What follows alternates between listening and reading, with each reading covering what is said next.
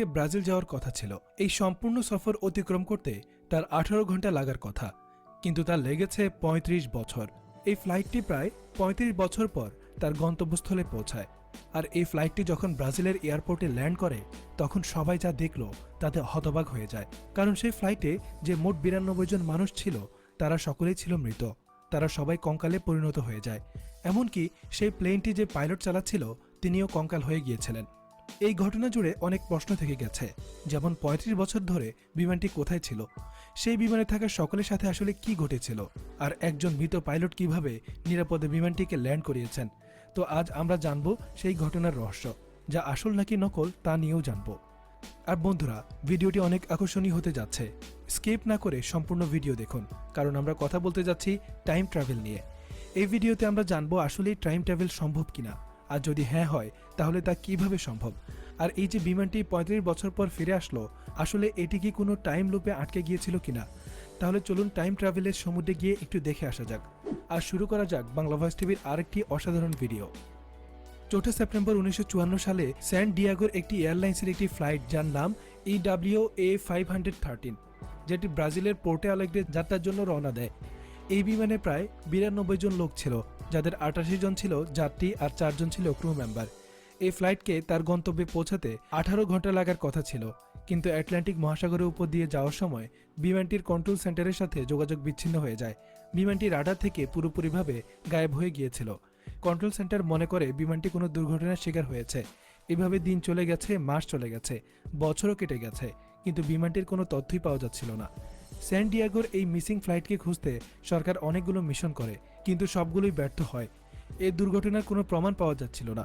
মাটি কিংবা পানিতেও এর কোনো অস্তিত্ব খুঁজে পাওয়া যাচ্ছিল না, যাতে করে প্রমাণ পাওয়া যায় যে ফ্লাইটটি কোথাও গায়েব হয়ে গেছে। সময় কেটে যেতে লাগলো, আরও 5 বছর পর মানুষ ভুলেও গিয়েছিল।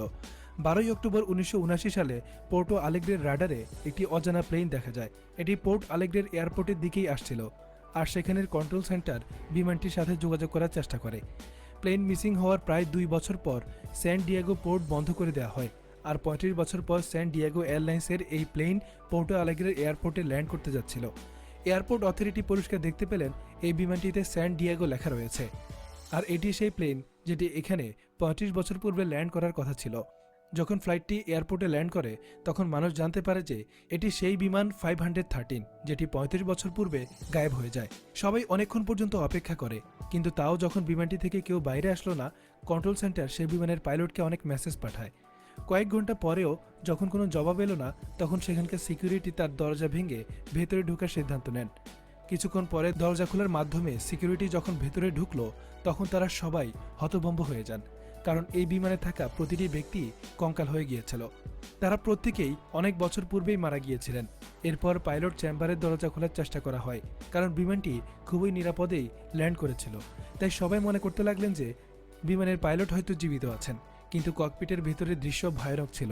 সেই পাইলটও কঙ্কাল হয়ে গিয়েছিল, কিন্তু তার হাত তখনও নেভিগেশন প্যানেলের উপর ছিল। এর মানে সেই মৃত পাইলটটি প্লেনটিকে নিরাপদে ল্যান্ড করিয়েছিলেন।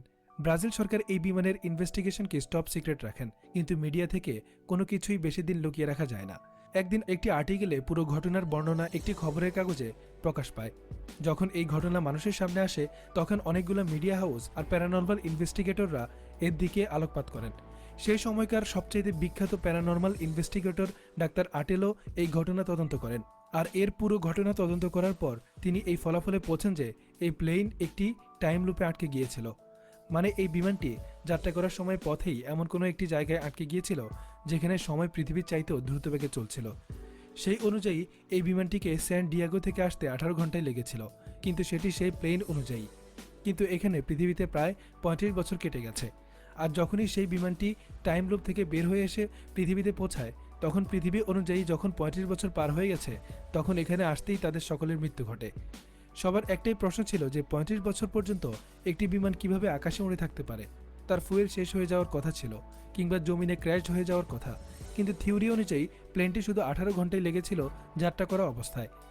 আর এটাই কারণ যে সেই বিমানের ফুয়েল এখনও শেষ হয়নি, আর তাতে কোনো ধরনের ড্যামেজও হয়নি। যখন বিমানটির ফুয়েল ট্যাঙ্কটি চেক করা হয়, তখন দেখা গেল সেটি পুরোপুরিভাবে শুকিয়ে গিয়েছিল। মানে যতক্ষণ সেই বিমানে থাকা সকল ব্যক্তি সেই টাইম লুপে আটকে ছিল, তখন সময় তাদের মতো চলছিল। সেখানে ফুয়েলও ছিল, অক্সিজেনও ছিল আর সবাই জীবিতও ছিল। কিন্তু 25 বছরের হিসেবে যেই মাত্র তারা এই পৃথিবীতে আসে তখন সবকিছু বদলে গেল। কারণ যদি সেই বিমানে যাত্রীরা আর পাইলট সেই সময় লুপের মধ্যেই মারা যেতেন তাহলে বিমানটি ল্যান্ড কিভাবে করত। বন্ধুরা, এটি এমন একটি ঘটনা যাকে অনেকে বিশ্বাস করে, আবার অনেকে একে বানানো মিথ্যা গল্প মনে করে। এখন কথা বলা যাক এই গল্পে কতটা সত্যি আর কতটা মিথ্যা লুকিয়ে আছে। প্রথম ফ্যাক্ট হলো 1954 সালের 4 সেপ্টেম্বর স্যান ডিয়েগোর এয়ারলাইন্সের একটি বিমান 513 যাত্রা করেছিল আর তাকে পোর্টো আলেগ্রো এয়ারপোর্টে ল্যান্ড করার কথা ছিল। দ্বিতীয় ফ্যাক্ট হলো এই বিমানে মোট 92 জন মানুষ ছিল, যার মধ্যে 88 জন যাত্রী ছিল আর বাকি 4 জন ক্রু মেম্বার ছিলেন। তৃতীয় ফ্যাক্ট হলো আসলেই যখন এই ফ্লাইটটি আটলান্টিক মহাসাগরের উপর দিয়ে যাচ্ছিল তখন রাডারের সাথে তার কন্ট্যাক্ট ভেঙে গিয়েছিল। সরকার যখন এই বিমানের দুর্ঘটনা নিশ্চিত করার জন্য অনেকেই সেখানে পাঠান তখন তারা কোনো কিছু পাননি, আর সেই ডিউরেশনে এমন কোনো প্লেনের ক্রাশ হওয়ার ঘটনাও সামনে আসেনি। চতুর্থ আর সবচেয়ে গুরুত্বপূর্ণ শেষ ফ্যাক্ট হলো আসলেই বিমানটি 35 বছর ধরে হারিয়েছিল আর ব্রাজিলে ল্যান্ডও করেছিল। কিন্তু এই ঘটনার সাথে সম্পৃক্ত সর্বপ্রথম আর্টিকেল যা খবরের কাগজে ছাপা হয়েছিল সেখানে কোথাও এই কথাটি উল্লেখ ছিল না যে এই বিমানে থাকা সকল যাত্রী কঙ্কাল হয়ে গিয়েছিল। সেই আর্টিকেলে ওসব কঙ্কালের কোনো ধরনের ছবি পাবলিশও করা হয়নি।